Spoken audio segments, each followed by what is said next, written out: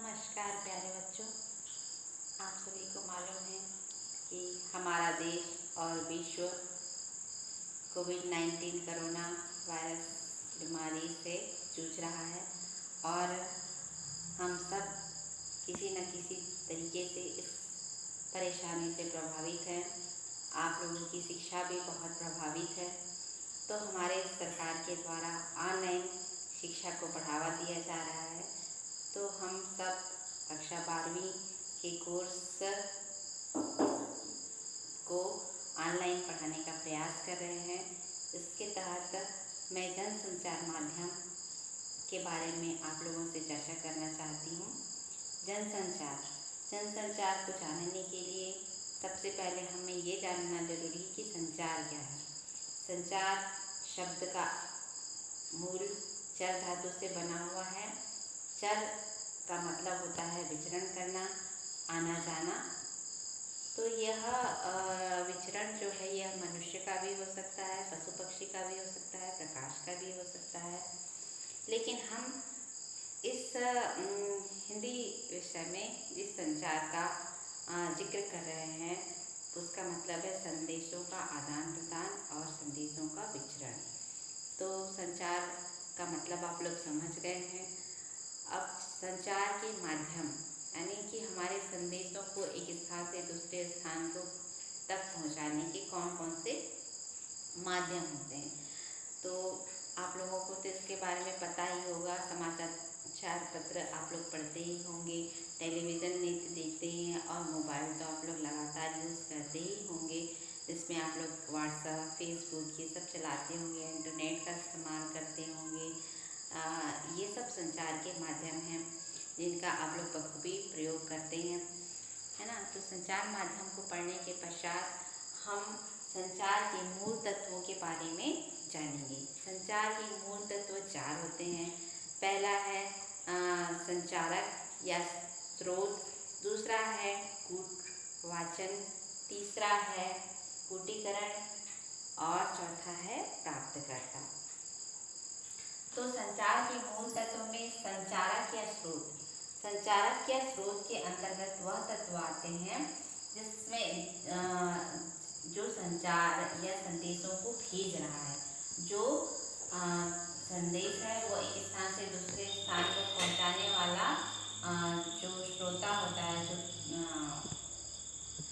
संचारक होता है उसे संचारक या स्रोत कहते हैं। उसके बाद संदेश का कूटीकरण आता है। संदेश का कूटीकरण का मतलब होता है कि वह संदेश जिसे हमें भेजना है दूसरों तक, उसको चित्र के माध्यम से या शब्द के माध्यम से दूसरों तक पहुंचाने का प्रयास करना। फिर संदेश का कूटवाचन यानी कि डिकोडिंग कहते हैं जिसे।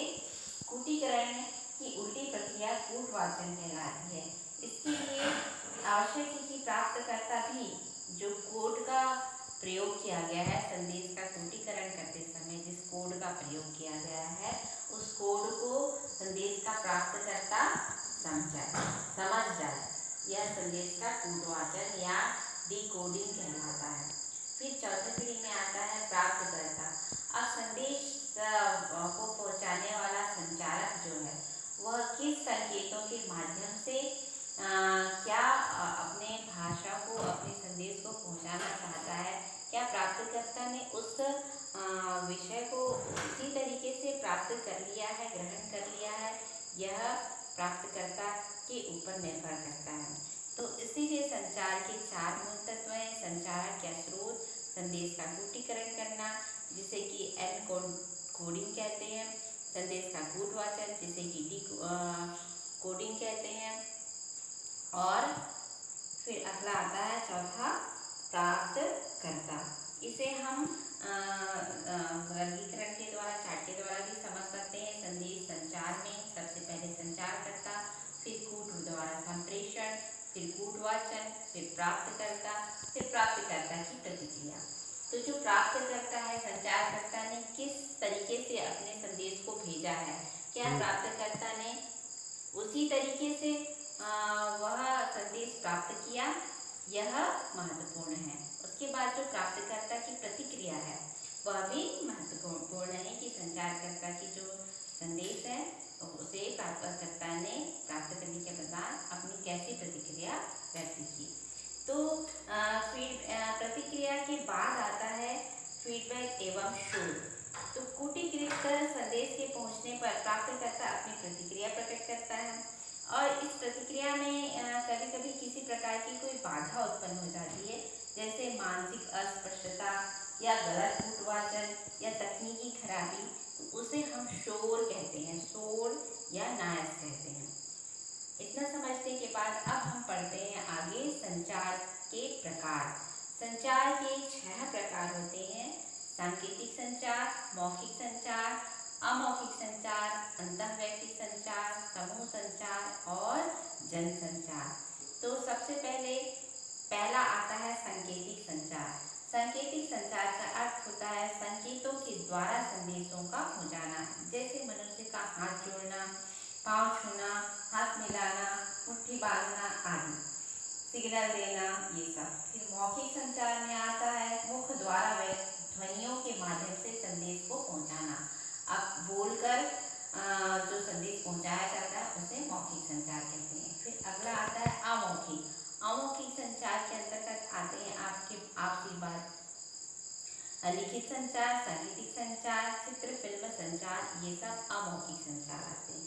फिर अंतःवैयक्तिक संचार। अंतःवैयक्तिक संचार में व्यक्ति अपने आप से बातचीत करता है, वह अंतःवैयक्तिक संचार कहलाता है। फिर समूह संचार। समूह संचार का सबसे अच्छा उदाहरण है जैसे शिक्षक अपने कक्षा में बच्चों को पढ़ाते हैं, है ना। एक समूह विशेष तक जो संदेश पहुंचाया जाता है उसे समूह संचार कहते हैं। फिर 6वीं कड़ी में आता है जनसंचार। जनसंचार का मतलब होता है पूरे जन सामान्य तक कोई भी संदेश को पहुंचाना। यह बृहद रूप में होता है और देश विदेश के सारे लोगों तक कोई भी संदेश को आसानी से पहुंचाया जा सकता है। यह हो गया संचार के प्रकार।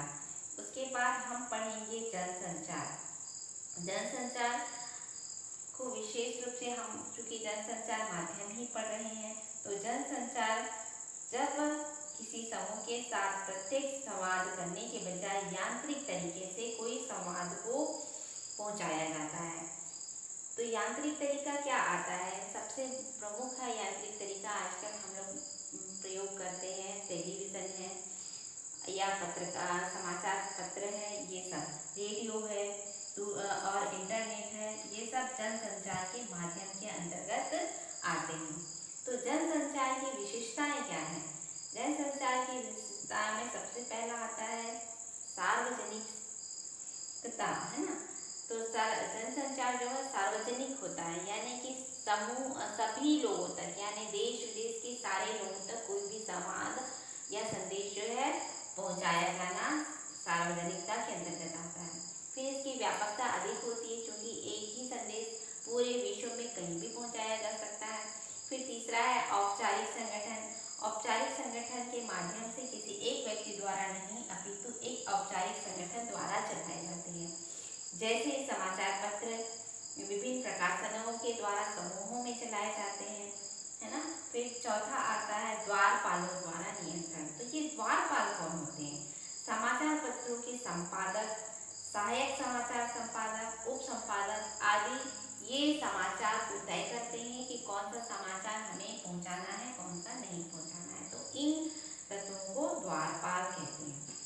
तो द्वारपाल 3 मूल्यों की रक्षा करते हैं। एक तो सार्वजनिक हित, यानी किसी का कोई भी संदेश के द्वारा, कोई भी समाचार के द्वारा किसी भी प्रकार का किसी को कोई नुकसान न हो। दूसरा पत्रकारिता के सिद्धांतों का, कुछ नियम सिद्धांत होते हैं उसका पालन करते हैं। तीसरा देश की आचार संहिता को किसी प्रकार से नुकसान न हो उसका पालन करते हैं। अब हम अगली कड़ी में पढ़ेंगे जनसंचार के कार्य। जनसंचार के कार्य में पहला आता है सूचना देना, यानी कोई भी सूचना जिसे हम लोगों तक पहुंचाना चाहते हैं उसे संचार के माध्यम से पहुंचा सकते हैं। दूसरा होता है शिक्षित करना, लोगों को शिक्षा के नई नई तकनीकों के बारे में जानकारी देना। तीसरा होता है मनोरंजन करना, लोगों का तरह तरह से मनोरंजन करना, उनकी मनोरंजन का ख्याल रखना। चौथा होता है निगरानी करना, तो समाचार पत्र के या टेलीविज़न के अनेक संवाददाता होते हैं, पत्रकार होते हैं जो जगह जगह जाकर परिस्थितियों की निगरानी किया करते हैं। फिर एजेंडा तय करना और फिर विचार विमर्श करना। तो ये हो गए जनसंचार के कार्य। तो जनसंचार के प्रमुख माध्यम तो हम पहले से पढ़ चुके हैं, तो इसमें और थोड़ा डिटेल से हम पढ़ लेते हैं। पहला है परंपरागत माध्यम, दूसरा है विशिष्ट या आधुनिक माध्यम। परंपरागत माध्यम में आपका चित्र, भित्ति चित्र, मूर्तिकला, नृत्य, संगीत एवं काव्य, लोक कथाएं, लोक संदेश, ललित कलाएं, ये सब परंपरागत संचार के अंतर्गत आते हैं। और विशिष्ट या आधुनिक माध्यम में डाक तार माध्यम है, प्रिंट या मुद्रण माध्यम है, इलेक्ट्रॉनिक माध्यम है, समाचार पत्र है, पत्रिकाएं हैं, और श्रव्य में रेडियो है, टेलीविज़न है, टेलीफोन है, मोबाइल है, टेलीफोन है, मोबाइल है, और दृश्य में फैक्स है, पेजर है, कंप्यूटर है। फिर दृश्य श्रव्य में टेलीविज़न है, फिल्म है। इस तरह से साथियों हमने प्यारे बच्चों, हमने जनसंचार के माध्यम के बारे में जानकारी आज इस वीडियो के माध्यम से प्राप्त की है। अब इतना कहकर मैं अपने शब्दों को यही विराम देती हूँ। अगले वीडियो तक मैं आप लोगों से अनुमति चाहती हूँ। धन्यवाद।